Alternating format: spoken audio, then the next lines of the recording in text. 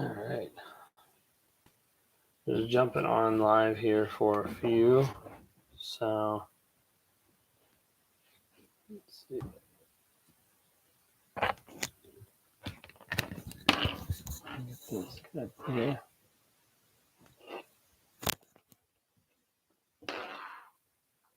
All right. Let's see if anybody jumps tonight. I know I talked to a couple people that I was going to jump on here with Heather, but I don't think she's going to be on tonight. She wasn't feeling good. But want to at least jump on here and be able to talk a little bit about narcissism to connect with some people. Let's see. Get all connected and set up here.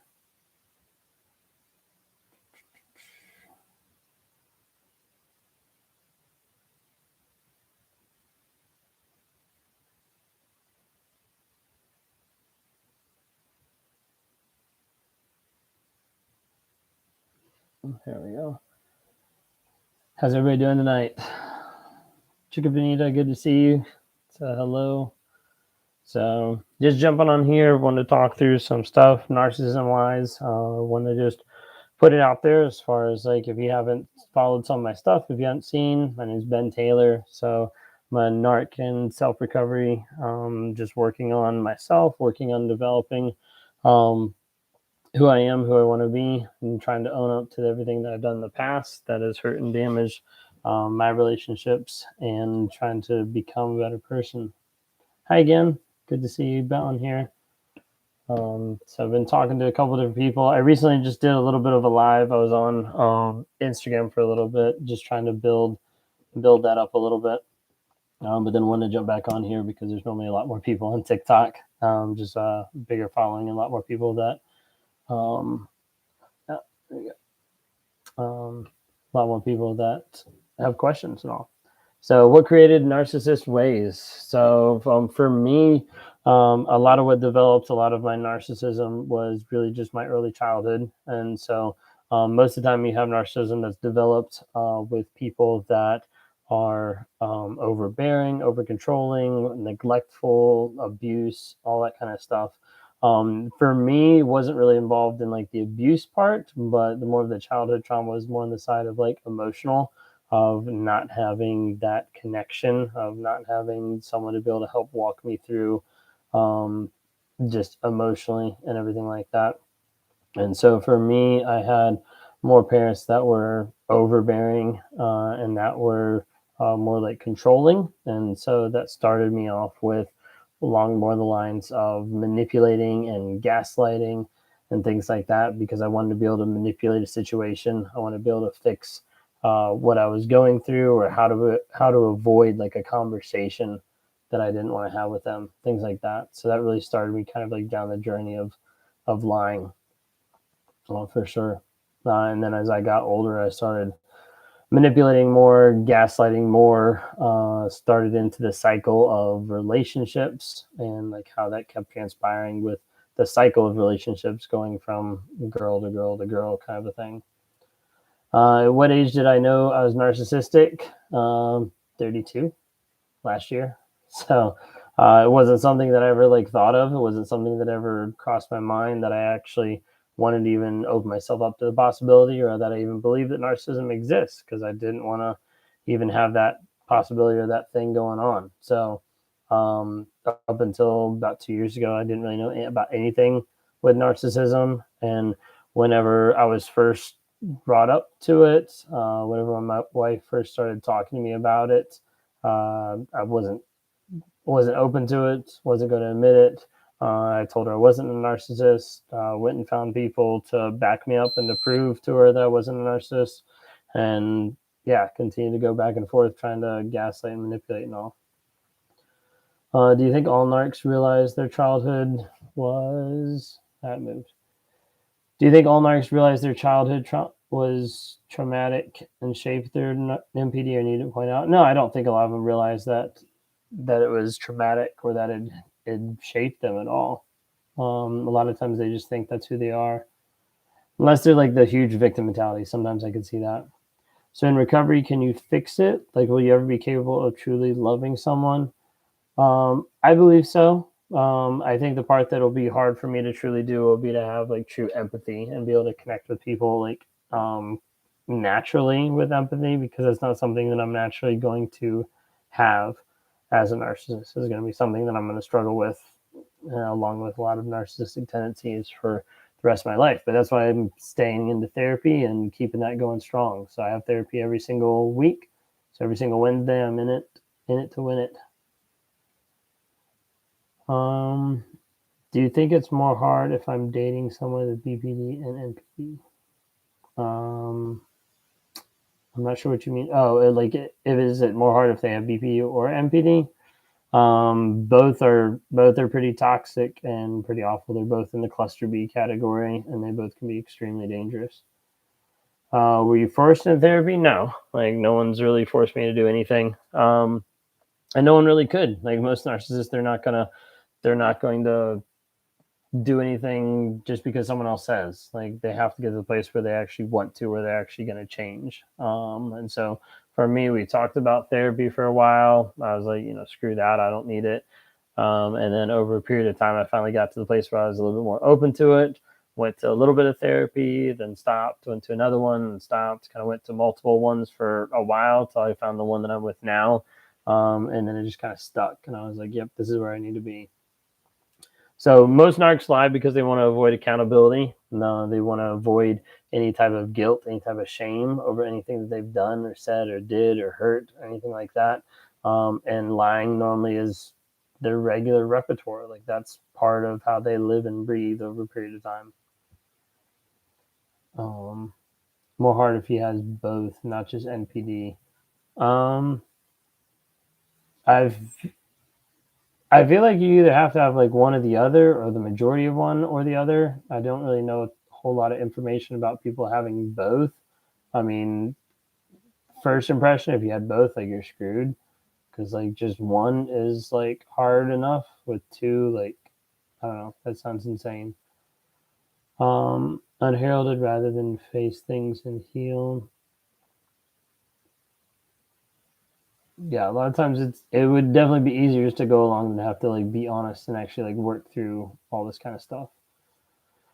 Do you know why a narcissistic parent sticks around even if they want nothing to do with the children? Oftentimes, it's like an easier situation. They'd rather deal with the chaos and them being in control and having a supply than they would actually having to move out, having them to build a new life, or having them to pay child support. Like that's a big one. Like some narcissists will literally just stay with the person they're with, so they don't have to pay child support, so they don't have to have like their life like ruined or like inconvenienced by someone else. Do you have a relationship with my mom and dad? Yes, I do. It's not necessarily a super great one, but yeah. Why did my ex narc Hoover, even though she got new supply and is moving in with new supply? They still want to. They still want to figure out if it's something they can do. They still want to know if they're controlled. They still want to know that they're wanted. They still want to know a narcissist, when they try to hoover, they still are thinking in their mind that the other person is still wanting them, still looking out for them, kind of thing. So they're still going to try to hoover that new supply. My ex lied about things that didn't even fall back on him, things about his family members. Yeah, so a lot of times, like a narc will start lying and then it'll just continue going. It'll just lie no matter what. And you'll find narcs that lie about relationships, that lie about where they were, what they did, and then you'll find them lying about like what they ate.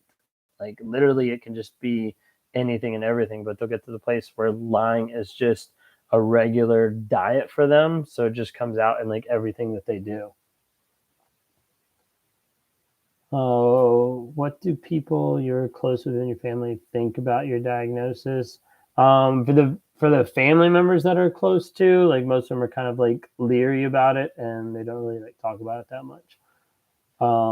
Mainly it's just like my wife and I that really like deal with it and kind of work through a lot of it.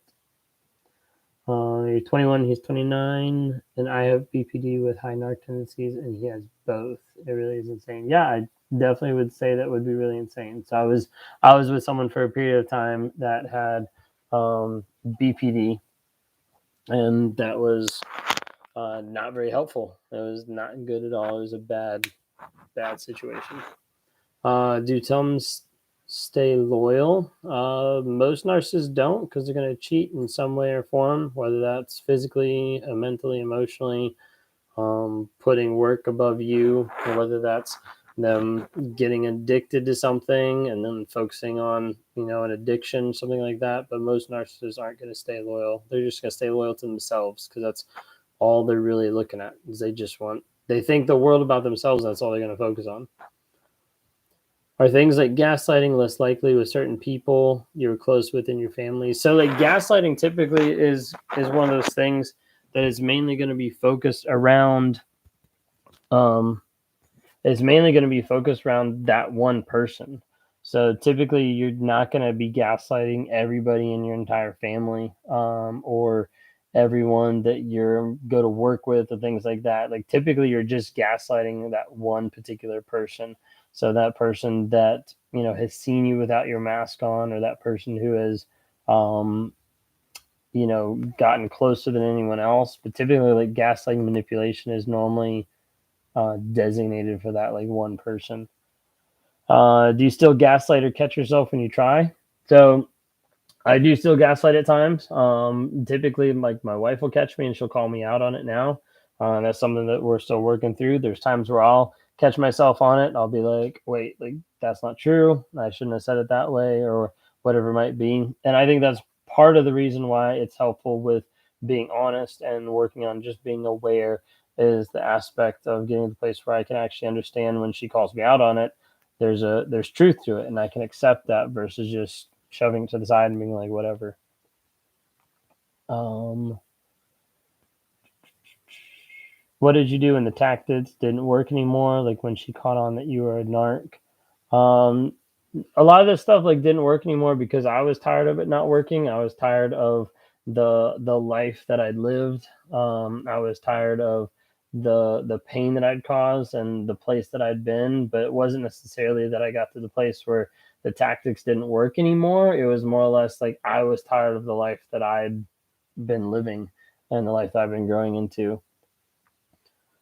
I know narcs can't love people, but can you love pets?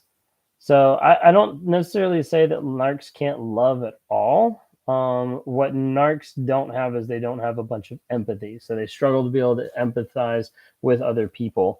But typically, what a narc views as love is normally very self service and self pleasing. So normally they only love the same amount that they get. So, like, a narc would be like, oh, I just love how much you love me, things like that. It's very much like self, coming back to each other and all. um so yeah, like, a lot of times, like, a narcissist, like, they'll threaten and they'll want to come back, they'll want to, like, hoover, they'll want to get back to you and things like that.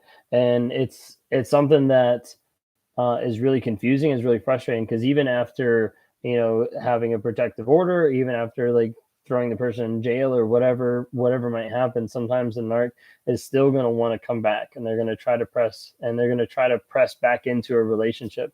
Sometimes that's to manipulate, just to see what they can do.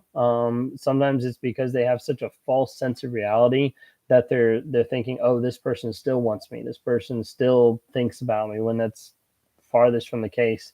And other times, like, they're just out there to be able to get what they can get. If they can get some more supply, if they can break that boundary and get back to a certain supply, they'll try to do that as well.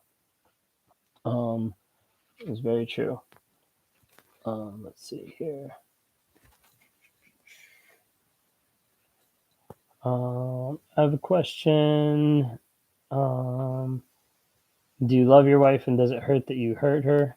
So I do love my wife. I'm trying to figure out how that actually looks and what that actually is consists of, since a lot of times that hasn't been consistent of how I've lived and how I've acted. It's definitely a lot different now compared to what it used to be. Um,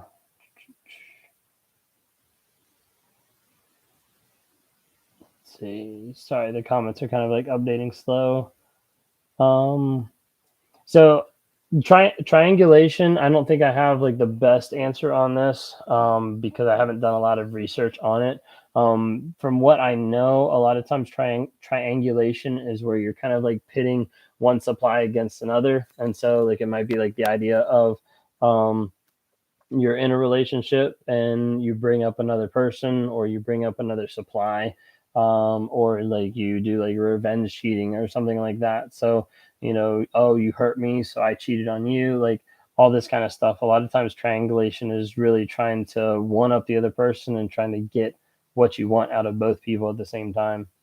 Is it normal for narcs to compare their new supply to their ex? A lot of times they'll compare people back and forth, whether that's to devalue them, or whether that's to, try to control them or keep them kind of like hooked or like in a trauma bond. Should you give him another chance? Only if he's changing. If he's not changing, then don't waste your time. And changing, like you need to see consistent change. You need to see consistent things that they're working through, not just, oh, I'll change, oh, I'll be different. Like that has to be consistently changing. Narcex is finally realizing I'm not coming back. He's fighting me on parenting. Yeah, so so like co-parenting can be really hard, when you're involved with a narcissist when that's going on.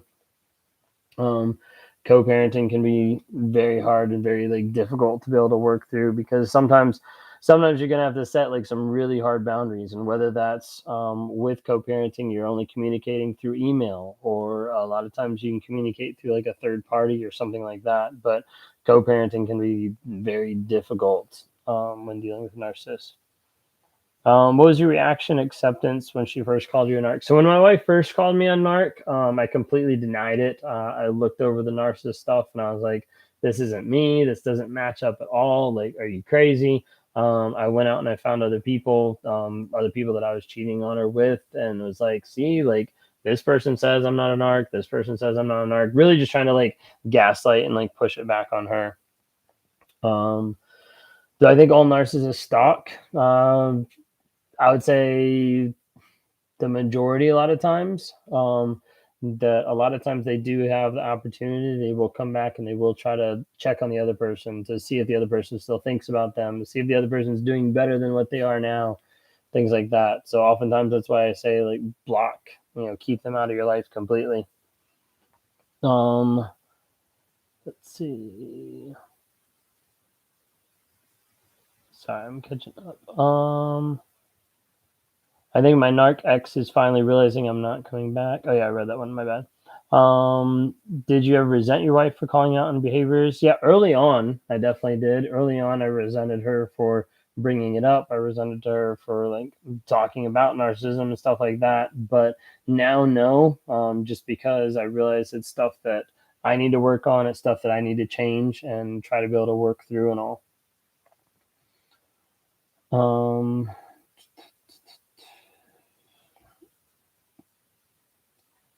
let's see. Did you ever leave when you get caught cheating, lying, and try to manipulate and enforce the trauma?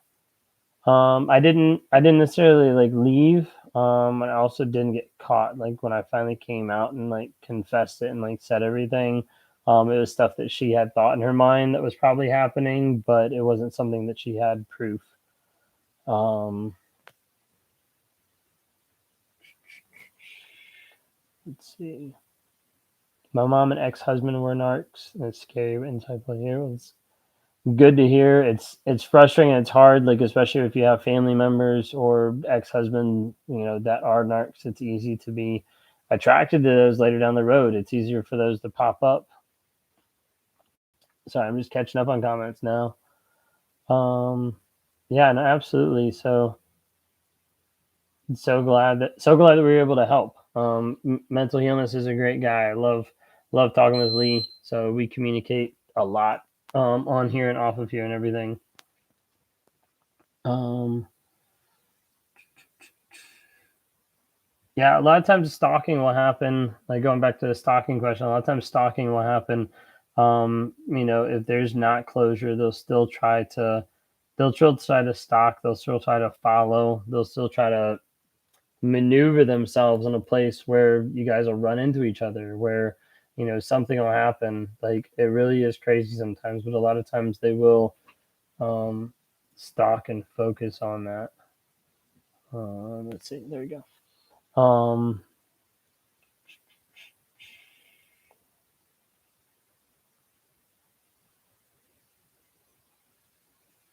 How long did it take for you to first seek therapy when your wife called you out? So she called me out. She brought up the idea of narcissism and all, and then it probably took several months before I actually visited therapy or considered it. And then after I stopped going, then I went back again, kind of thing. So, like, from, let's say, the time I first said anything to, like, she started talking to me about it, probably close to like a year and a half. Definitely like over like a year. It took like a long time before I finally got it. Do I feel like it's genetic? I don't really feel like narcissism is genetic. I feel like we're all products of our upbringing, some more than others, and I do feel like that it is based on a lot of choices and a lot of abuse or emotional abuse, like whatever it might be. Um, so a lot of times, like, a narc doesn't necessarily get closure, and they don't really have closure. They're always kind of coming back and like looking for that addiction, looking for that high of being able to control or like manipulate another person. So, like, when you discard a person, when you discard a narcissist, like, that's ultimately like a win for you, because you get to the place that you remove their ability to be able to come back, you remove their ability to be able to hoover you, and that's ultimately like when you win, and when you be able to block them from ever coming back. Why do you think BPD and jumped? Why do you think BPD and NPD are attracted to each other? I think because a lot of it is the love bombing stages. A lot of there is aspects of BPD that's very like sensual and sexual in nature. So a lot of people with NPD would be attracted to that, and attracted to someone else like lying to make themselves feel better, manipulating that in one sense. Um, I was changing, but he just got better at manipulating. Yeah, unfortunately, that's often true. What makes you realize that you're a narc? So, going through counseling, going through therapy, going through the DSM-5, there's a lot of different traits that narcissists come back to. And so there's a lot of different things. But for me, it's been going through every single thing and seeing how my attributes have really affected my marriage, my relationship. So, with the gaslighting, manipulation, the high sense of ego, the lying, the cheating, like, you name it, like, I've checked all the boxes when it comes to narcissism and how that's affected my life. What is something you're currently working on with yourself? So I am in therapy. I am working through a lot of different stuff in therapy. So some of the stuff recently has just been like working through like different past relationships, past interactions, how that's affected me, and how I have to change some of my perspective on some of those things. Um,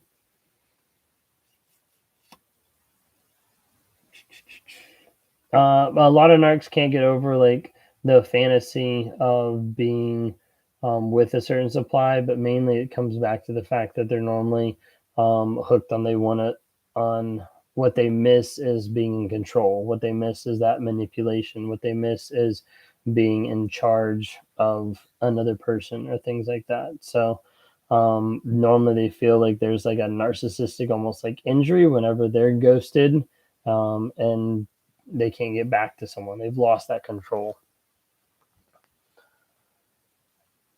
Um, yeah, so a narc oftentimes will come back. They'll keep trying to come back. They'll try to hoover you back in. That's a very big one. Newly dating someone who I'm starting to suspect is a narc also made me realize is an empath. So it's good to see red flags early on, so you don't get stuck at that later down the road. Um,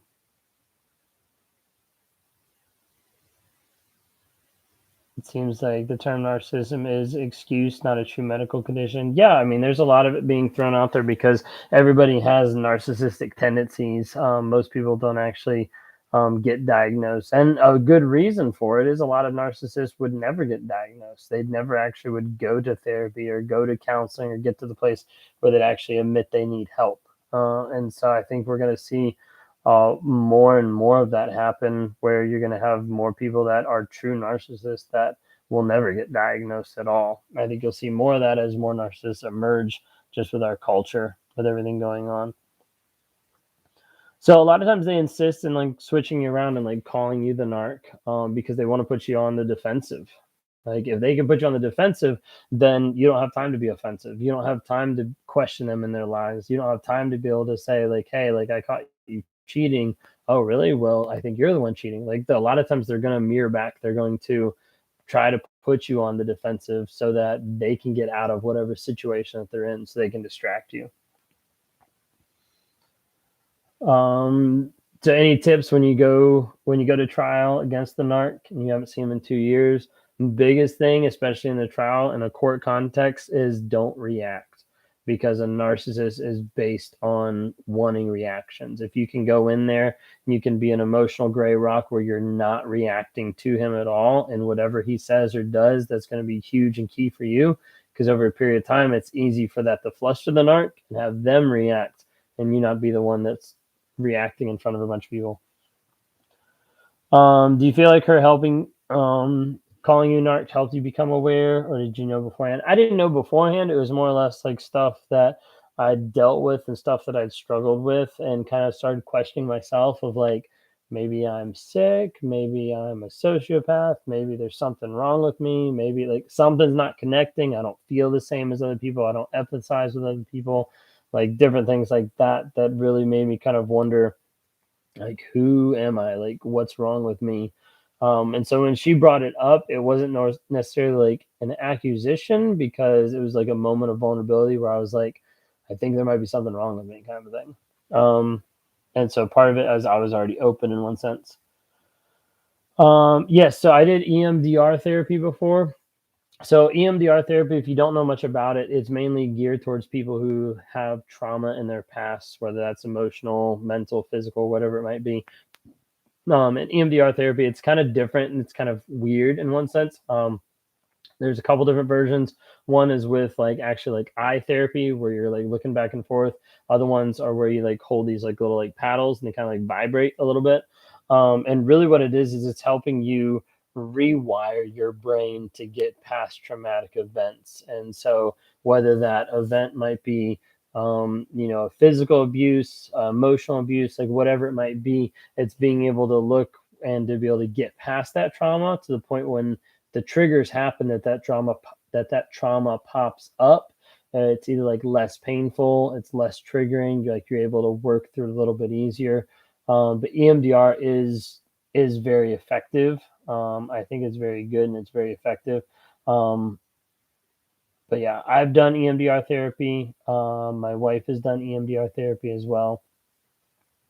So will they stock even with a new supply? Yeah, they'll definitely stock sometimes even with a new supply. They're still curious what's going on with the other person. They still want to keep you on the chain in case they want to come back to you or they want to have supply with you again. Like it is really like crazy. Deflection. Yep. How long will narc shelve a partner and go back to see if they talk to them again? Like how long will it take them to Hoover? So there's no set schedule. Like sometimes it'll be quick, sometimes it'll be long. The biggest thing you can do with a narcissist is if you cut them out of our lives, then block them, ghost them, don't let them back, throw the key away, all that kind of stuff, because you don't want to have the opportunity for them to come back.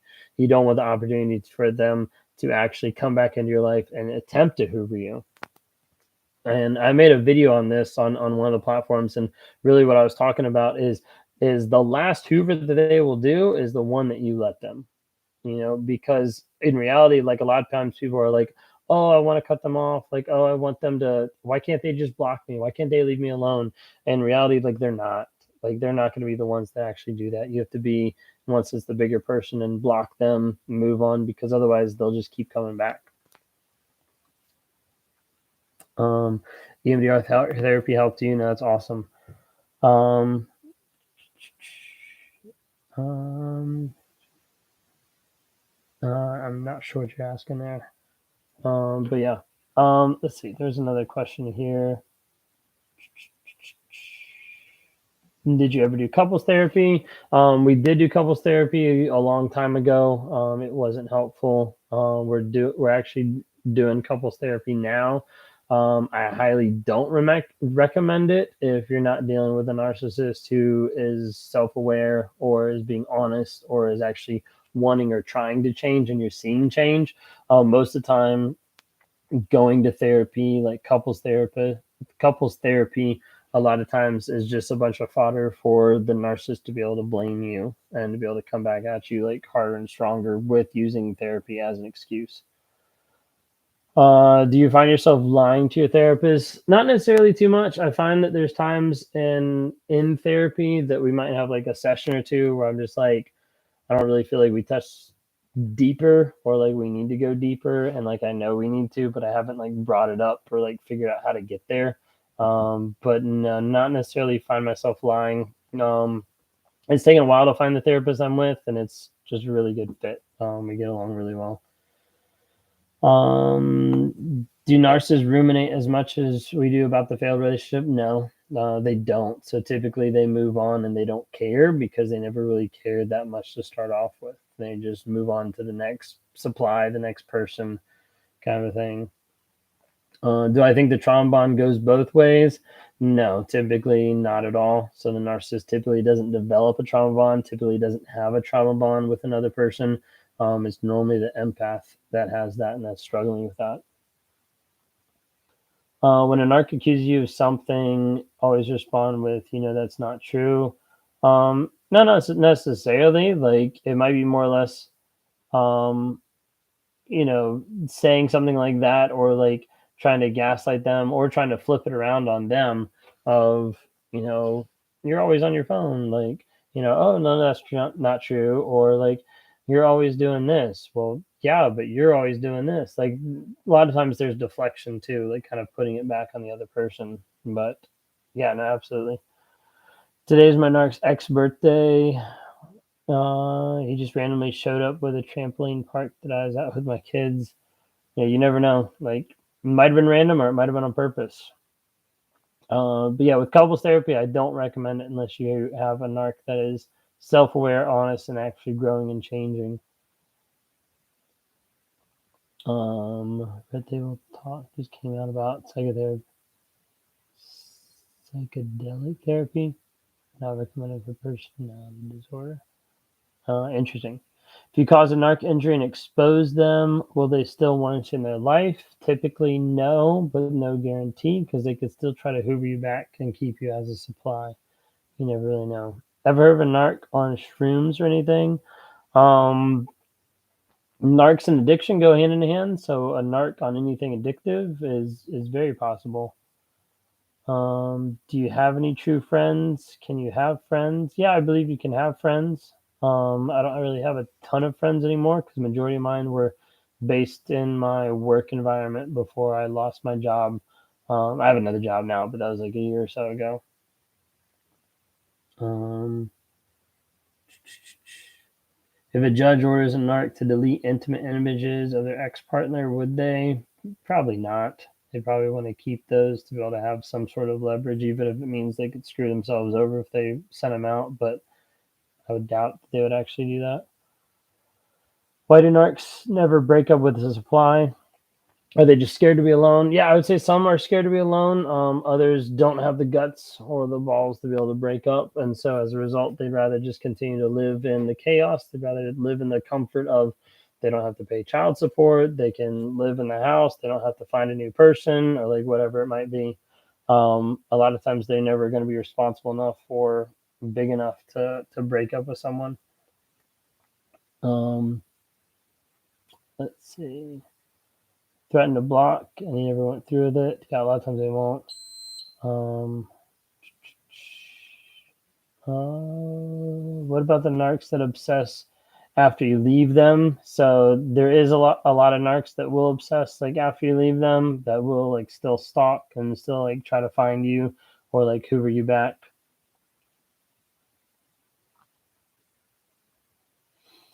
I don't really know with a therapist. Like with a therapist, really it took me about like 6 different therapists till I landed with the one that I'm on right now.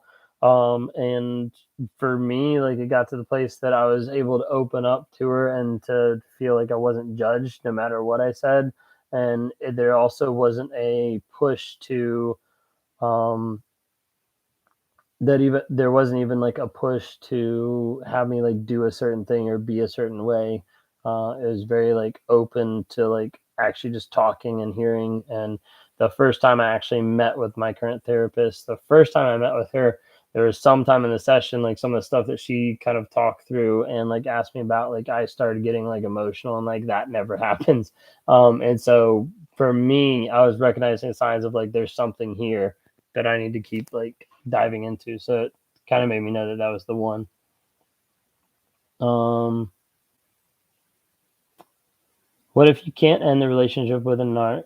Is change possible if they accept they're a narc? Change is possible is very rare. It's extremely rare. So I wouldn't hold out for that. If you don't see change, if you don't see active current change, then it's probably not going to happen. Um, Otherwise, like I wouldn't say there's not really a situation out there where you can't end it, unless you're thinking you can't end it because it's like a family member or something like that. But I still know people who have cut out um, parents, siblings, etc. when they realize that this person's a narc and they're toxic and they're not going to change. Um,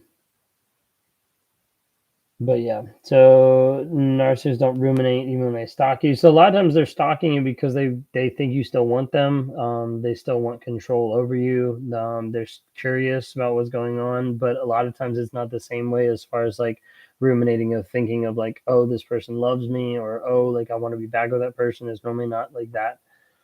Um, yeah, a lot of times they'll still try to come after you. They'll still try to hoover you. Do mean stuff too in one sense just because like that's how they're wired. They want that control. They want to come back and be able to control someone. Is it possible for a narc to change?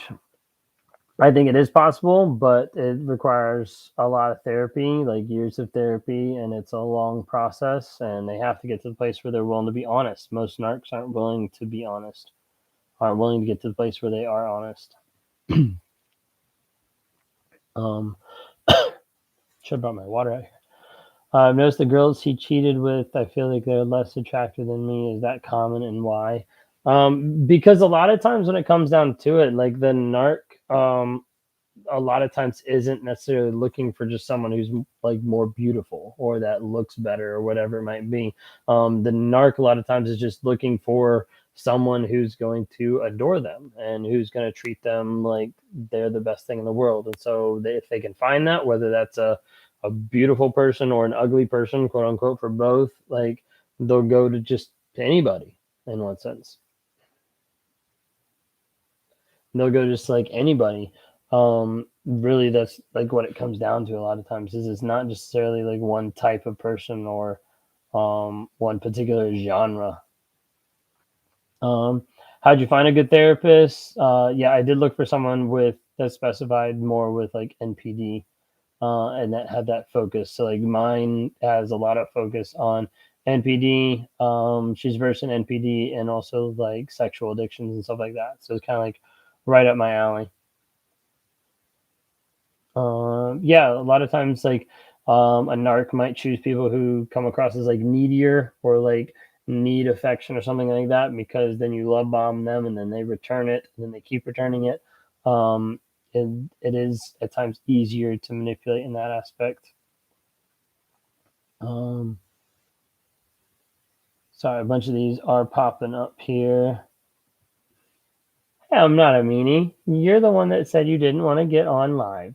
So don't call me a meanie. You had access on here as well. Um, Heather. Heather, you can always join the live as well. You know how this works. Um, I think I was on last week and you were on either because you weren't doing so well. So, see, you're not available.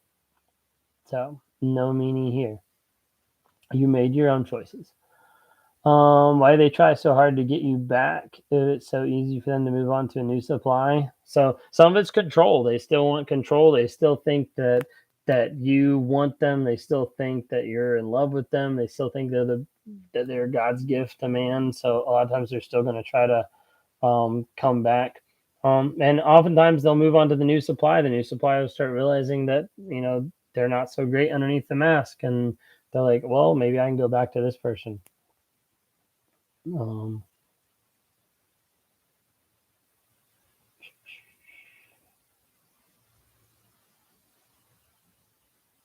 yeah, so a lot of times, like it is like length of supply. Like if you can keep someone around for a long period of time, it's going to be good supply. It's going to be someone that you can keep on a hook for a long period of time. Um, do you struggle with multiple addictions and or ADHD? Um, Sorry, I saw a couple other comments. Yeah, so I've definitely struggled with other addictions like in the past. Like I've had like a gambling addiction, pornography addiction. I've struggled just with like an addictive nature. I think a lot of narcissists struggle with addiction just in general. But yeah, that definitely is something that is tough.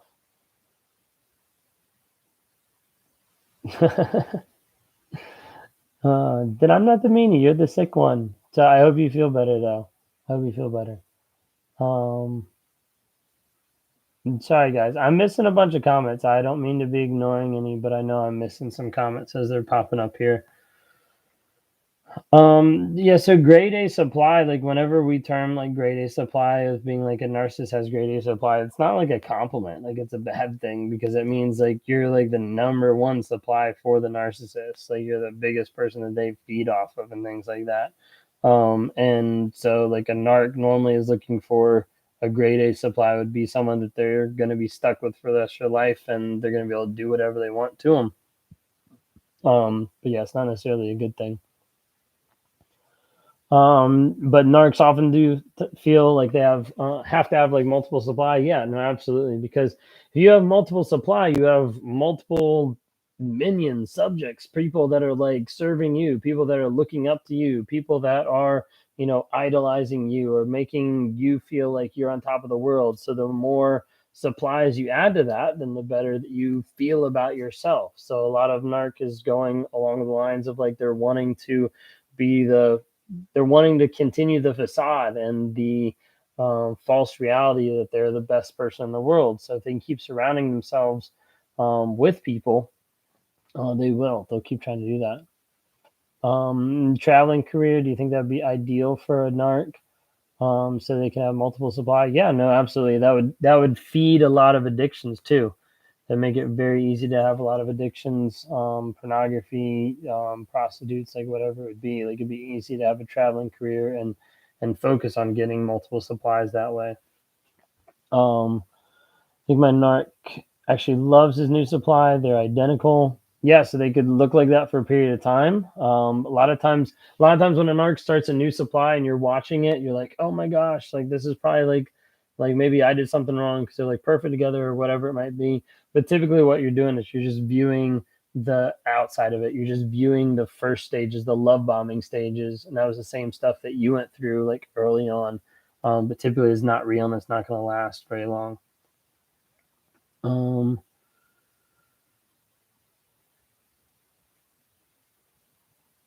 so like if a narcissist got to the place where they just want to have like one person, means that that person is probably along the lines of like where they're stuck with them and they realize like, hey, like they're not going to leave. If you check out my YouTube, there I put up a video today about like a narcissist that actually told one of the people that I did a one-on-one with today, and they said along the lines of like, I'm not worried that they're going to leave. And because they felt like they had them like locked in, they felt like they had such good supply from them that they weren't going to lose them, that they weren't actually going to set a boundary or leave or walk out. And they were shocked when they finally did. Um, they are habitual liars, and it's crazy because like they're so used to like gaslighting everyone else that I say they start to like gaslight themselves. They start to lie to themselves and they start lying just about anything and everything. It's very, very common, unfortunately. Uh, I'm glad it's making sense. So trying to help make sense for people here. What kind of things do you think are common in a smear campaign? Smear campaign, like a lot of that is just like really it comes down to like they're just trying to discredit you with any possible way that they can.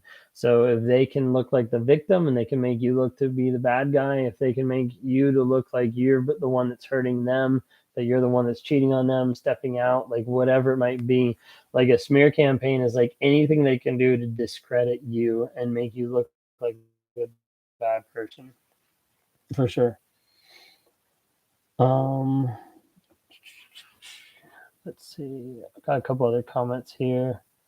Being a narc sounds exhausting. Yeah, it is because like a narc has a lot of thoughts going through their head trying to keep all the lies straight because that's all they do is they lie and lie and lie, and it can get really confusing. Do narcs ever end up with narcs? I think sometimes they do, but it's for a period of time. I don't think it's long lasting because you can't have two people being the center of their own universe stay together very long. Um, Typically, narcs are traumatized either through abuse or a lack of emotional support, and that's what slowly develops them into being narcs at an early age. Um, let's see. The new supply is your old supply. So you didn't want to take it, but then later. Oh, okay, gotcha. Did you think Billy believes that he won't leave her or that he's lying? So he probably believes in the moment that he's going to be true to someone new, but it's not going to change the fact that he's still a liar and a cheater, and it's still going to happen eventually. It might take a period of time, um, but it's still going to happen eventually. You never really know. Um, Thank you guys for the roses. So I'm just going through and checking. What did I miss? PDB wanted. She was great at the beginning, followed up with months of abuse, gaslighting, regular arguments. Um, men are typically. No, not necessarily. Like, it's not necessarily that a woman that uses a man is a narcissist. Typically, narcissists typically are men. Women who have narcissistic traits a lot of times tend to be more BPD, which is very similar to narcissism. Um, I could see how the correlation would be there, but it's not always just cut and dried one or the other. But typically, women who struggle with narcissistic tendencies typically lean towards the BPD side, which is manipulative and has those same characteristics. Um,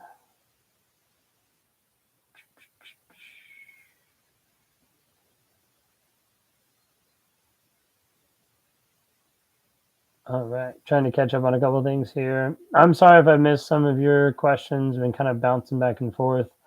Are lies impulsive or calculated? They are both. It really depends on the situation. So a lot of times a lie will be impulsive if it's in the moment, like, oh crap, I just got caught on this. It's like impulsive. Other times lies are impulsive of, I lied about where I was at. I also lied about what I ate. Did I have to lie about what I ate? Like, no, it was just like normal of like, oh, I did this. Oh, I did this kind of thing. So there's that type of impulsivity. And then there's calculated lies of like, okay, like I was just out with someone else that I shouldn't have been. I was just cheating, something like that. So like when I come home, I'm gonna lie and I'm gonna say I was doing this, this, and this, which is like semi close to the truth, but it's not gonna be the whole truth because obviously I want to be able to lie about that. So lies are gonna be both. They're gonna be impulsive and they're also gonna be calculated. All right, so some of you guys are new on here. So I am a self-aware narcissist. I'm a narc in recovery, working through helping promote awareness to build growth and to bring change, and really just to help provide like healing and things like that. So there's a lot of stuff that I've been working through over the past couple of years, really, that has brought me to the place where I've realized that I'm a narc and I have narcissistic tendencies, and there's a lot of different things that I've been, just working through and dealing with going to therapy now. Since March, I've been consistently like going to therapy, working through like lack of emotional support growing up and how I'm supposed to be able to process that and work through it now. So, um, let's see, what other ones am I missing? Do you think one of your parents so is narcissistic or had traits? I don't really think they had NPD. I do think my dad has like some narcissistic tendencies or traits, but I don't think it's like full fledged or anything like that. I know I got some of my like anger issues like from him, so I feel like there's a little bit more of the narcissistic kind of like aspect there. Um, with my parents growing up, they were more of a overbearing, over controlling kind of types and all. And so a lot of times that promoted me getting to the place where I started getting better at lying and manipulating because if I could lie and manipulate myself out of a situation, then I didn't have to deal with a lecture. I didn't have to deal with whatever they were going to say. Um, so people with BPD feel sympathy. I'm not positive. I don't want to say yes or no on that and be completely wrong. I'd have to look it up to be honest. Do narcissists try to earn your respect back? Typically, they don't care to. They don't respect you, so they don't really care to waste their time trying to build respect. Let's see. Can anybody tell me what BPD is? I need to like look it up so I can give you more of like a concrete definition. BPD is very, very similar to NPD. They have very similar traits. Typically, BPD is more common in women. BPD sometimes has more along lines of like suicidal thoughts or like self harm. A lot of times it's more like sensual or sexual in nature as well. But those are a little bit, yeah, more of the over controlling, overbearing, but not necessarily abused.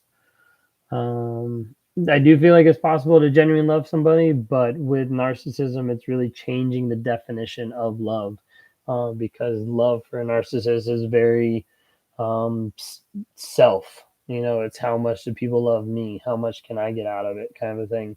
And so, it really has to change my whole definition and thought process has to change with that. Let's see here.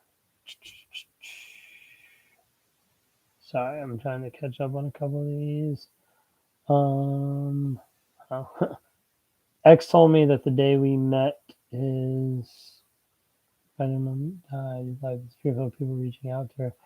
I don't really know. Like sometimes they're just pathological liars and they'll just lie no matter what. A lot of times they'll lie about previous relationships, things that have gone on. Like, oh, I have, one person I was talking to today, they were like, my narc lied to me. They said they had 3 kids. They only had 2. Or one said like they had a bad divorce on something and it actually didn't. Like, there's just a lot of different stuff that they end up lying about and going like back and forth with.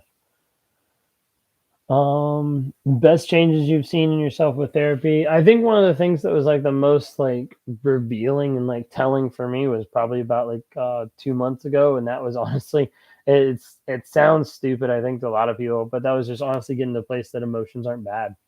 Because like as a narc, like thinking through like, hey, the emotions that I deal with, the things that I deal with, um, I've been like, that's right, that's wrong, different things like that, but just having emotions, having feelings, and getting to the place where I'm like, it's okay to have those feelings. Like that was a new concept to me in one sense. Um, yeah, absolutely. So glad I'm able to help. Glad I'm able to answer some questions on here and all. Um, if someone has narc traits, I would say it's more likely that they have NPD, but you have to have consistency and you have to have the majority of them. It's not like you can have like 2 out of the 9 traits and be a narcissist. You have to have like 7 out of 9. Um, no, we're not talking bipolar disorder. That's something different. It's a it's borderline personality disorder. Yeah, yeah, they put it there. Um, yeah, so really like trying to figure out and like find like the definition of love, I think is very hard for like a narcissist because They're trying to find something that's not based on selfishness and that's not based on themselves. And so thinking through like, hey, do I actually value this other person? Do I actually treat them with respect and honor and kindness? Do I put their needs before my own? Am I willing to, go the extra mile for this person, not because I get anything out of it, but because I'm actually trying to show care? That's it's difficult. And I feel like the finding the love definition for a narcissist to actually truly understand what it is, like, is very elusive at times. What makes them finally leave you alone? When you cut them off completely and there's no way for them to contact you, make sure you do that, and that'll help make sure that they leave you alone.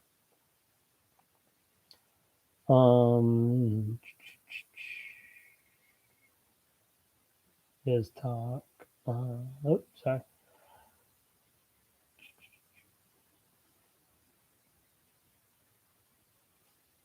Sorry, some of the comments were like updating a little bit. Yeah, so the majority of times, like, a narco view relationships more like transactional. They view them more as, what do I get out of it? Because the narc views themselves as being the center of the universe. So they only want what they can get out of it. If they can't get stuff out of it, then why try? Like, why continue? Um,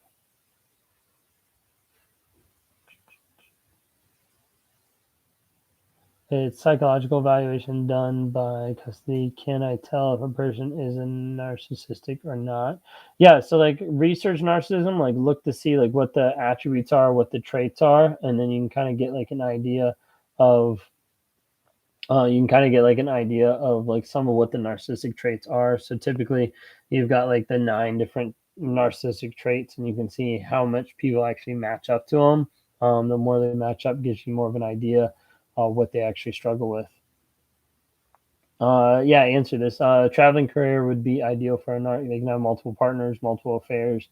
Um, be able to hook up with people like wherever they are, or create separate lives wherever they are. Especially if they're going back to the same places, like that would be kind of ideal for a narc because then you can get supply in each place and then leave and go to the next one.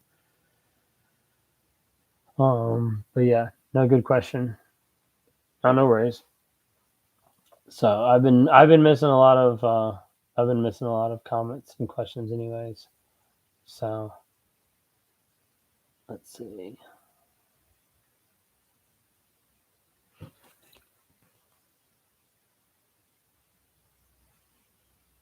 Uh, Sorry, mine like kind of cut off for a second here. Um, yeah, no, a lot of times like it can be easy. Like a lot of times a narc will try to hoover you with getting a fake number or anything like that. Like they will literally try to be able to contact you.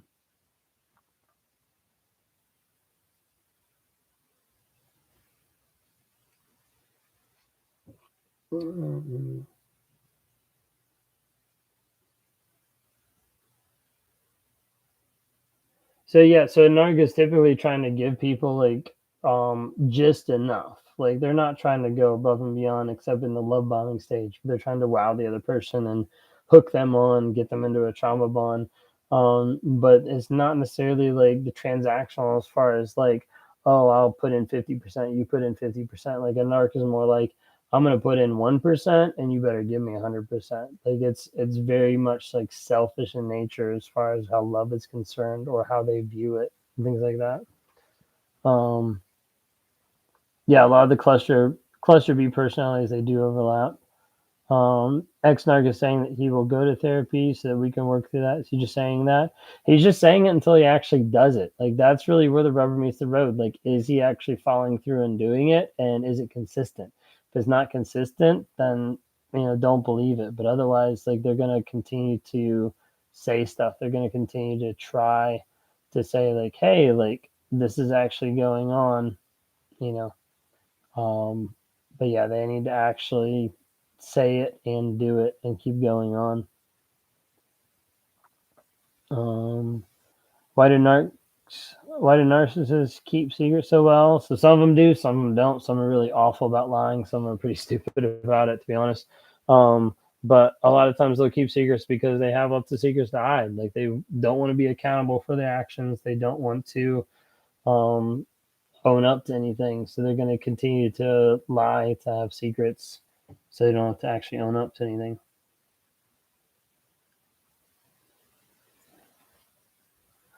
If narcs don't build sustainable relationships, do they fear being alone in old age?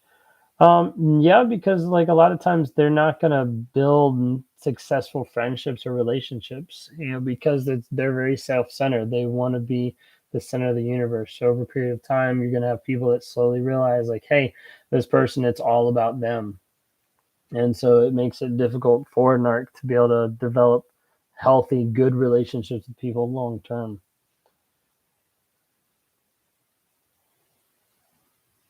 It is crazy, and it is sad. Ex narc is smearing you on TikTok. Why? Um, that's their form of supply now. Like that's their form of trying to control you. That's their form of trying to look like the victim, trying to make themselves look better. Like anything. Like it really is ridiculous. Like what all they do. Do they regret the damage they did once you discard them and they get obsessed over you? No, they don't. So a narc isn't going to have like that regret or that shame. If anything, they might have guilt, but it'll be like for an instance, and then they'll switch that over into rage or to blame. But they're not going to come back to it and be like, "Oh, I regret everything I did." They might say that in order to try to hoover you back, but their actions speak louder than words. Yeah. So perfect example. Narc got married 2 months ago. He hoovered you yesterday with a fake number. Um, no, it's crazy. When does it stop? Mine Hoover's 5 years. I thought they'd stop. It stops when you make it stop. It stops when you block them and ghost them so much that they can't come back and they don't have access to you. It won't stop until you make it stop. Unfortunately, there's not a good way. Like you can't say like, "Hey, I wish they blocked me." Hey, block me. All this kind of stuff. It's not going to happen. The last time they Hoover is when you make sure it's the last time they Hoover. Ghost, no contact. Throw away the key. Um, Getting lost.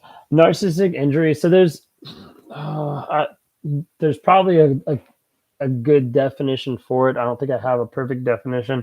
A lot of times people view like narcissistic injury as being some type of an injury, some type of a thing that hurts the narcissist enough where they actually stay away.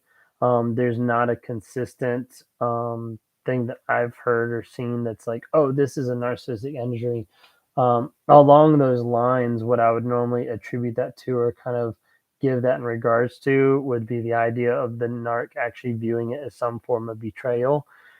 Sometimes that's where the narc gets like publicly outed or the narc gets ghosted or left, kind of a thing that ends up being like in their version of like they got betrayed. That I've seen that be like kind of like a narcissistic injury. But typically, you don't have a lot of narcs that get injured or get hurt in one sense because they don't really care about what they're doing.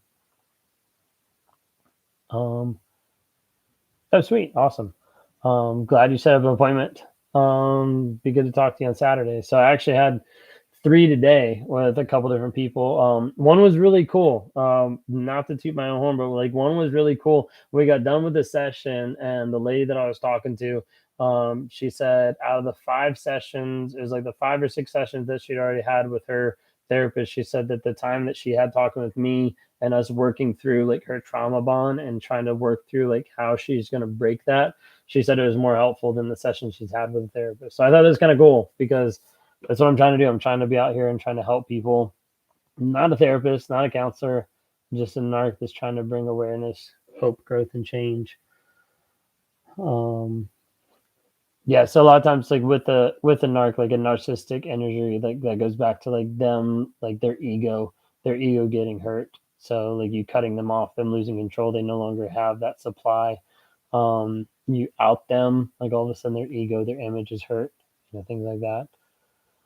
Um, It's 50 and you're just marrying me. It's been awful. Again, it's crazy sometimes how long it lasts.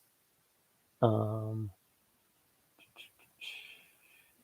yeah, absolutely. Kids, it's really rough when you have kids and they end up hurting them too. No contact, might still try, but it's lost as frequent. He just tests the waters once in a while. X doesn't try to get into fights or engage. Seems Rare.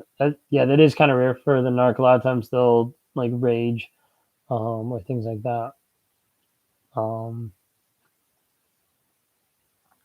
where'd it go? Why do narcissists not want divorce? Like, a lot of times, like narcs don't want divorce because it's self-preservation. Like, if they get a divorce, one, they have to admit publicly that they've messed up in their marriage or that they have failed at some aspect of their marriage, or the narc doesn't want divorce because then they have to split money, then they have to split house, kids, whatever it might be. And then other times, like if there's kids involved, like they don't want divorce because then they don't want to have to pay child support. They don't have to pay that aspect and like feel like they're in financial ruin. A lot of times it's very much like them just trying to survive. When does the mask fall off for the new supply? There's no consistent answer to that, unfortunately. And all the talks that I've had with people, like it could be like 5 days, 6 weeks, 5 years. Like there's not really a consistency to it, unfortunately. I think sometimes it depends on like outer stress or stress in the relationship or something like that that can make it fall off sooner or later. It's hard to know. Ugh, sorry, excuse me. Let's see. Don't worry if you want to watch it later. This one will get posted. Normally I download the TikTok lives and I'll post them up on my YouTube, so you can check out the link in my bio. But it's Raw Motivations is my YouTube, and you can go in there and you can watch this live again. Uh, what can I do to protect? Man, these comments keep coming in so fast. What can I do to protect my kids? He will be their father, but he's harming them. So, with kids, focus on educating them about emotions, about feelings, about empathy, and that it's okay to feel, it's okay to have big emotions, and it's okay to be heard. Make sure that they're always heard. Make sure that you don't belittle them or ever put down their emotions or what they're feeling or what they're thinking, because ultimately that's what you want to be able to connect with your kids, is to be able to develop and to have that strong connection, that strong empathy with them, and have them truly understand that you're open to listening and talking to them no matter what, with anything. Like a big thing, like when you think about it, like narcissists, they're formed through like abuse, like emotional, mental, physical. But then they're also born through overbearing parents, or emotionally distant parents. And so being emotionally engaged with your kids, like being able to connect with them on an emotional level, telling them like, hey, it's okay to have emotions, it's okay to have feelings, but we don't have to live controlled by them. We don't have to be afraid of them. We don't have to live in fear of what we're feeling, what we're thinking. We can actually work through those, and helping them understand that, helping them walk through that, and you being there with them side by side, will really help preserve a lot of that, especially if they're getting exposure to a narc on the other side. I can't afford a therapist, but I have abandonment issues, end up being codependent. So I definitely say like focus on whatever you can do or whatever you can cut out so that you can afford or like get with someone who can help you go through, because mental issues and emotional struggles are huge, and there's something that needs to be dealt with. You can look into different things online. There's different aspects online that sometimes are pennies on the dollar, that are a lot cheaper than going to a session that are hundreds of dollars kind of thing. But like do whatever you can to continue your growth. Ex coworker was a narc. He flirted a lot, but I never went out with him to show him that I care. How long? Sorry, how long were you married when your wife freed out? You're a narc. She probably realized like probably like year 6 or something like that. As far as like putting an actual label to it, I mean, she knew I was an asshole from like year 1. Just how I interacted and how I treated with her. But it probably took her a while to actually even learn about narcissism. Um,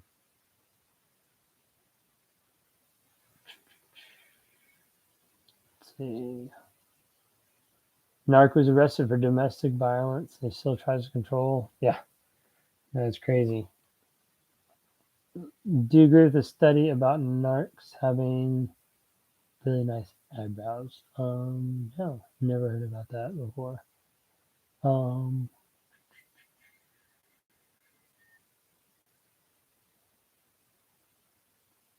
Yeah, that's funny. If that's an actual study. Um, if you can't do therapy, do research about narcs, take steps to heal. Yeah, no, absolutely. X doesn't pay anything, doesn't pay attention to our kids. Um, yeah, if he doesn't pay anything, then he shouldn't even have access to them. Like, I don't know where you guys are as far as like any legal battle or anything like that, but focus on your kids and just giving them the attention that they need, and they'll start seeing the difference. They'll start realizing who's there for them and who's not.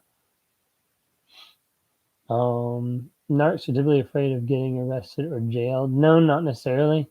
Um, so in that instance, I see what you're saying. Like the narc, they're furious if you call the police. So like with that, like they're probably more furious about their image being tainted. And so if that arrest or jail would lead to their image being hurt, then yeah, there'd be something that they would be upset about.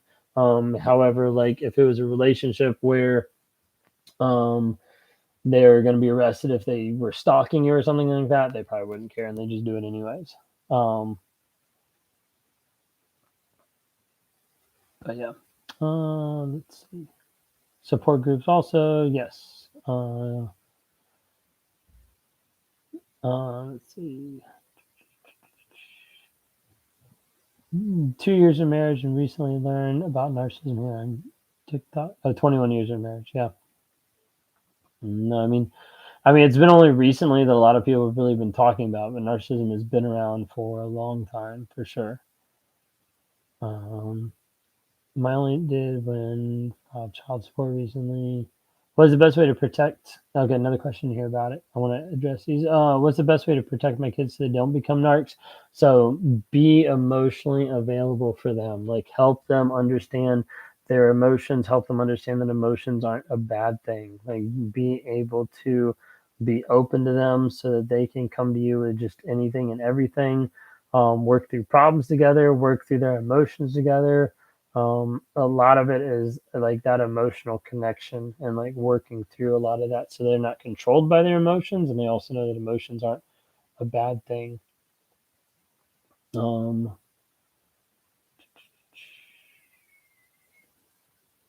yeah, I don't know where this whole thing is about narcs and their eyebrows.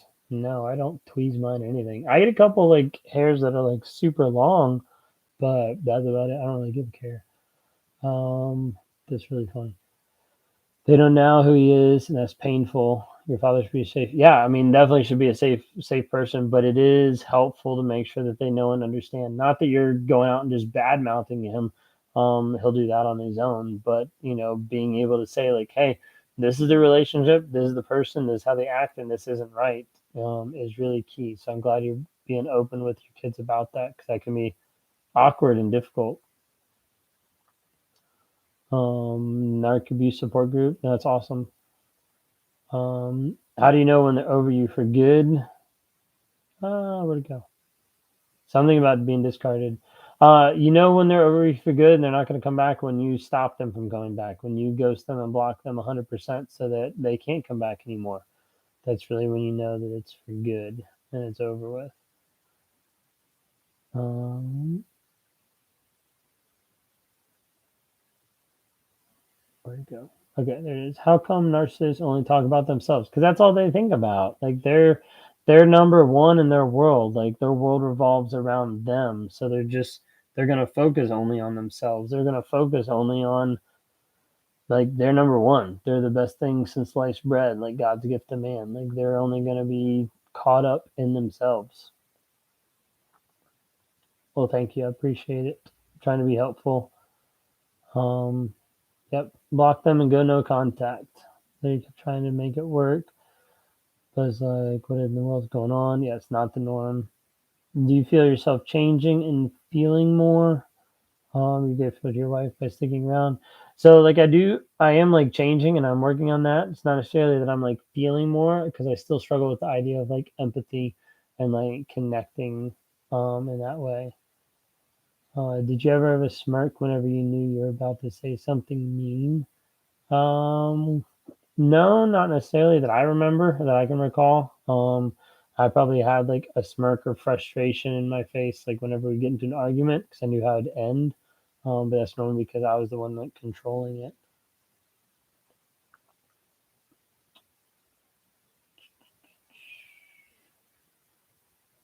Do you feel like there's an age range where it starts to kick in? So narcissism is typically built in like the early ages. So whatever it is, like 7 to 14 is normally where it starts and where a lot of it is relevant and like comes to action and then continues on. So a lot of it is like teaching and growing your kids like early on. How to stop romanticizing the narcissist, viewing the facts, starting to look at not what they said, but what they did, not how they manipulated, but how they, not how they manipulated like with their words, but how they actually lied, how they actually hurt, abused you, the things they said, the words they did. Like I know some people that they recorded conversations that way whenever they were romanticizing, they could go back and they could listen to those and they could remember the abuse, or people that have written it down so they can go back and be like, no, like it was actually this way. So what I'm thinking about, like the good memories that I'm thinking like actually didn't happen in one sense. um And divorcing a narc and it's harder than being married to him. Yeah, no, 100%. The hard thing with getting out of a narcissistic relationship and also like getting out of like a trauma bond is really what's happening is you are mourning the death of someone who's still alive, and that's like virtually almost impossible. It feels like to do sometimes because you're struggling to go through that part of, hey, the person that I fell in love with no longer exists because they actually didn't exist to start off with. They were just a liar. Should you tell the kids 17, 15 about narcissistic dad issues? Yes, absolutely. um, for me, I'd say like don't badmouth, but just say, hey, this is what it is, and you know, give them the, you don't have to give them like all the details, but give them the details of like, this is what narcissism is, this is what this person's dealing with. They deserve to know. um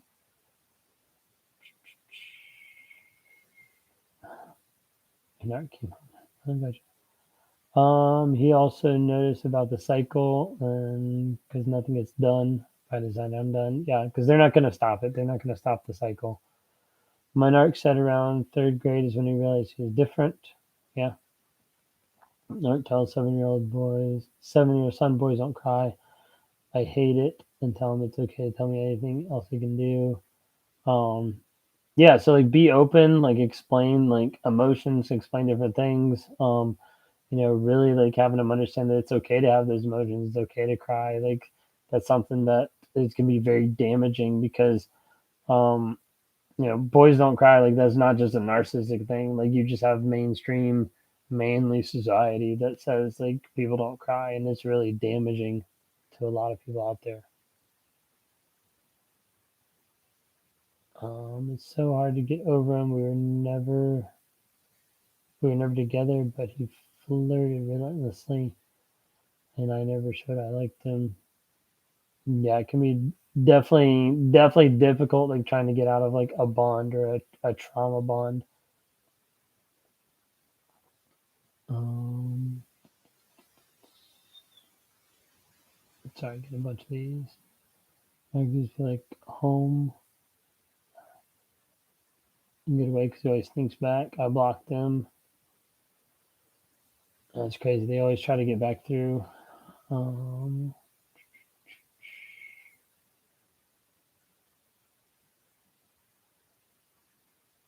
yeah. Sorry, I'm just finally catching up on some of the comments and everything. So, um, yeah, no, narcs can be very scary. It can be very frustrating and very like worried because you end up walking on eggshells for a long period of time. You end up walking through stuff and trying to figure out how do I respond to this person without them blowing up at me, without them coming at me. As a self-aware narc, could you only mask for a period of time? Yeah, typically. So, like, typically a narc isn't gonna be able to keep a facade going for such a long period of time. They can, depending on the person that they're with. If that person uh, already adores them or something like that, like it might last longer than it would some others because they might not call them out on their narc tendencies right away. But yeah, typically it is gonna take a while. but a narc will only be able to keep the mask up for a period of time. It's like he performs all the things, all the right things, but cold emotionally, so I can't pull out anything. Yeah, you're not going to be able to point out anything because that would mean that the narc would have to take accountability for their actions. They'd have to actually admit, that they've actually done something wrong. Um,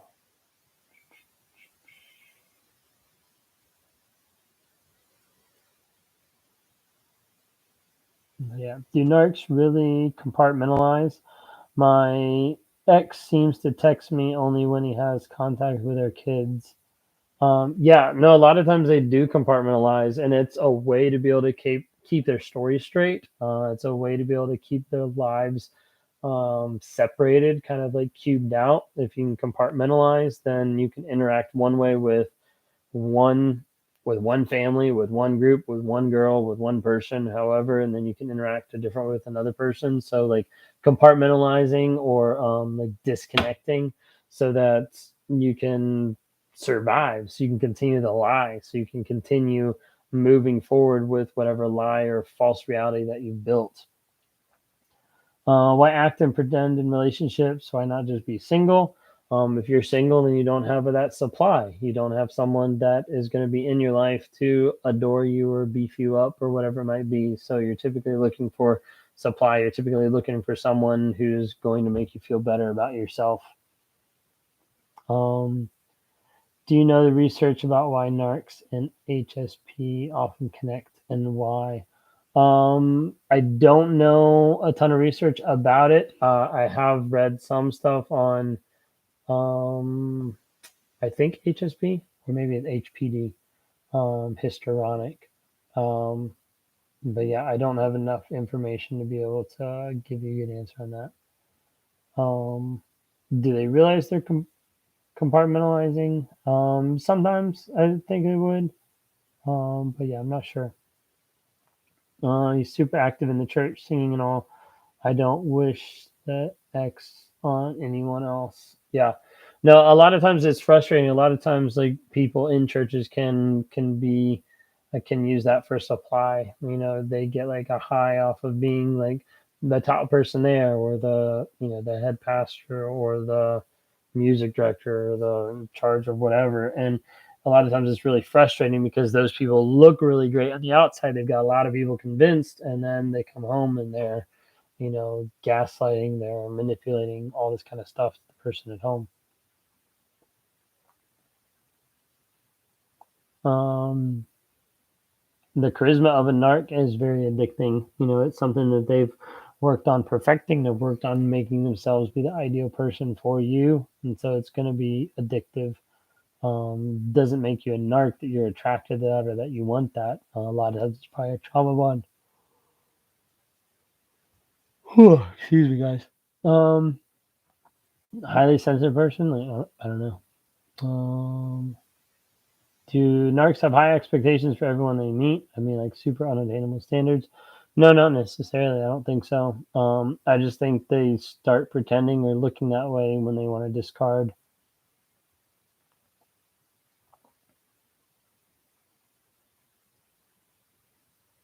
But yeah. So, let's see. All right, I'll take a look real quick here, but I'm probably gonna wrap up. For me, it's 11 o'clock. I've been on here for an hour or so, and then I was on Instagram before this actually. And so, Xnark sends random text messages sometimes. I never engage unless it's about the kids. Is he wanting attention? Yeah, he's wanting attention. He's probably wanting to hoover you back. Like I would even take it another step further and be like, if you want to engage about the kids, you can email me or like something, just something so that there's not like a back and forth. So there's not that much chance to him to be able to connect or to rile you up or trigger you. So the more you can trigger, the more you will, and that's not going to be helpful. I hate being addicted. I admit it. I find myself wishing bad on him, working hard to turn that around. Um, I'm in Virginia, so yeah, I'm in Virginia, so it's 11 p.m. here. I've been on live now for 2.5 hours. Yeah. 2.5 hours because I was on Instagram earlier, trying to build that up a little bit. Then I'm over here now on TikTok and streaming some at the same time. So, um, so a couple things that made me realize like where I was, what I was dealing with. One of the big ones was getting involved with another person with narcissistic tendencies. It was actually a girl who had BPD, and so I was involved with her for a period of time, and that started opening my eyes more to narcissism because I was starting to see the same things that I was putting out was what was getting reflected back to me, and started realizing that it was not helpful, it was not beneficial. No, it turned out to be very toxic. I started seeing and feeling like for a period of time that I was stuck in a rut and stuck that I was almost like cursed of like, I'm always going to cheat. I'm always going to continue to go through cycles, like all this kind of stuff. Um, so that as well, some of my faith, having a relationship with God and kind of walking through like, what am I doing? Like, this is still, I'm still not living right. I'm still not having a life built on any type of morals or standards.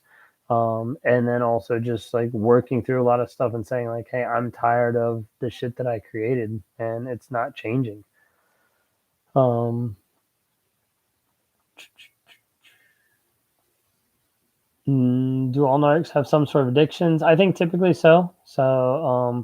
Most I think have a lot of addictions. So like whether that's pornography, drugs, alcohol, a work addiction, like whatever it might be.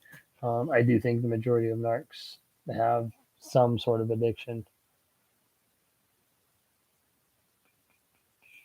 Why would a narc get married? Seems like high expectations. So like sometimes a narc will get married. I did a video on this, and I think Lee stitched it and did a video as well. But like a lot of narcs end up getting married because they want to appear normal. I think that's really sometimes what it boils down to is like, okay, if I get married, then I'm gonna come across like a normal human being. I'm gonna come across like natural, or like maybe they think like, oh, I'm struggling with going from relationship to relationship. Maybe once I get married, that'll change. Maybe once I get married, I won't have to, I won't have these thoughts or tendencies. But then they get into that relationship and they realize they haven't actually fixed the problem. And they still have the triggers and all. I'm with a narcissist, but he doesn't lie. Does that mean he's not a narc? Um, Not necessarily. I mean, my guess would be you just haven't caught him personally. But that's just from my perspective. Yes, I'm on live. Thank you. So trying. So I try to do it every week. I was on Instagram earlier, and then I jumped on here, and then streaming as well. So just trying to get more opportunities for people to interact. Um, with Instagram right now, it seems to be a decent platform because anybody can jump on the live and they can ask questions, which is kind of cool. TikTok is a little bit harder. I have it open so people can do a guest request, but TikTok, unless you have 1,000 followers, you can't jump on a live, which is kind of frustrating. Now I'm getting a bunch of questions. So people with BPD have narcissistic tendencies. I know they're both cluster B disorders. Yeah, they have narcissistic tendencies. They're very similar in some of their manipulation tactics. I try to make my wife happy now. Like we're still working through a lot of stuff. There's still a lot of injury and stuff that we have to work through. But that's something we're trying to do right now. Is it common for straight male narcs to sleep with men because they're still getting supply there? Don't have a good answer to that. I would tend to say no, but I do not have a good answer to that. I don't really know. I haven't heard that. So spend way too much money on the therapist. This is the place where it all makes sense. Huh. Well, it's good to hear. So I do know. I mentioned earlier.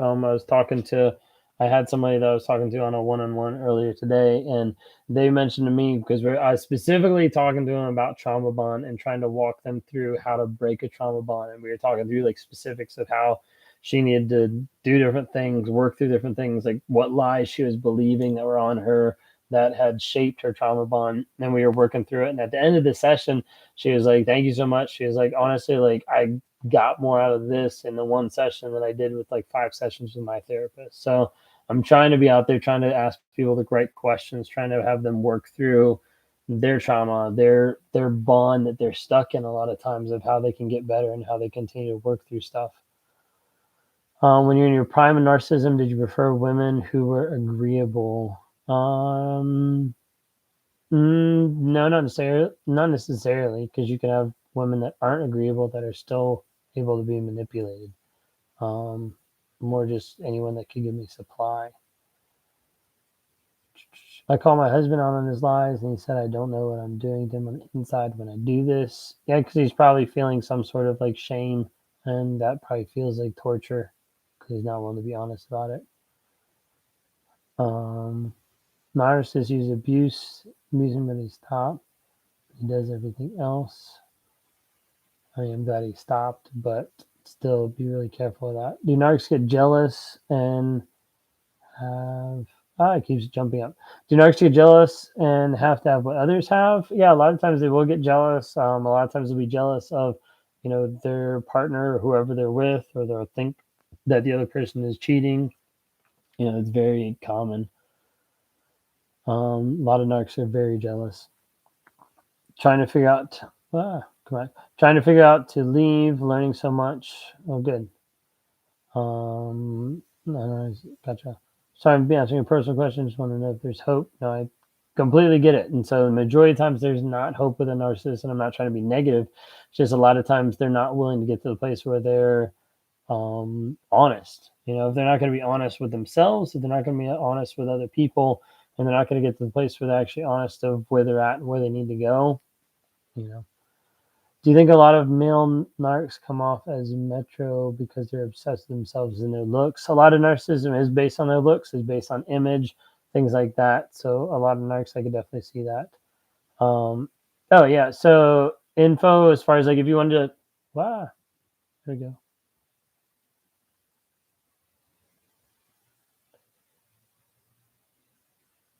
Oops. Sorry, I like clicked on something. Yeah, so if you wanted to schedule a time to be able to talk or to go through anything, so you can click on my link in the bio, and look at it up there. It's got a coaching there. You can just go to Raw Motivations. So how you see my name on here. So rawmotivations.com. You can click on coaching, and there's two things there. If you want to talk about like narcissism, then like hop on one of those. If you want to talk about just some life coaching, things you're working through, whatever it might be. We can talk about that stuff as too. But yeah, feel free to grab one of those. It fills up pretty quick. So just grab one of those whenever you can. Husband wanted to get to marry me very quickly to make sure you weren't going anywhere. They wanted to keep that supply. We were separated, no contact, and think I need his permission to do something. Yeah, they still want to control you. They still want to hold you in their grasp. Will the narc ever be satisfied with their partner? Probably not, because eventually the partner won't be giving them the supply. So a narc will go back to anybody that'll give them supply. I think that's crazy. He's never found anything. Yeah, so they're normally going to assume. They're normally going to assume that you're cheating, that they're lying, or anything like that, because they normally are already. Like they normally are trying to to hurt you, to cheat with someone else or whatever. So they're normally going to think that that's other people's tendencies too. Yes, was he like? I wonder how many relationships my narcissist had in his life. He told me that he's only had 3. He was 32. Yeah, I mean, he might be lying. Like, I can't really tell you yes or no, but a narcissist tendency is to lie, and is to lie about everything, not just like one thing. All right, but anyways, like I said, I'm on Easter time. It's 11 o'clock, so been doing live for about 2.5 hours. I'm getting ready to jump off here. Thank you all so much for all the questions. Y'all had some really great questions. Really appreciate you guys watching and everything. So if you want to chat more, if you want to have any like one-on-one chats, stuff like that, click the link in my bio, click my website. either way. So rawmotivations.com. Feel free to go on there. So, like I said, I've been having several sessions with different people. Like one of the hot topics we've been talking through, like individually, has been trauma bonds and like how do you break those, like one-on-one kind of individual work of how do we actually work through that and break those. So, I've got some experience with that because I had some of a trauma bond when I was with the girl with BPD, and so that was its whole shitstorm as well. So, anyways, thank you guys so much. Check out the website if you want to schedule a time to be able to chat some more one-on-one. Otherwise, take care, stay strong, stay no contact, and keep watching videos and supporting. Thank you guys so much. I appreciate it.